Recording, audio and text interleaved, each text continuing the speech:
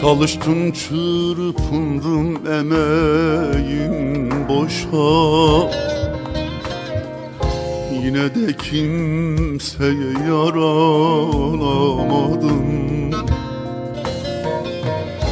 Canım feda ettin bacım kardeşa, yine de kimseye yaralamadım. Canım feda ettim bacım kardeşa, yine de kimseye yaralamadım. Yuvam için elin kölesi oldum,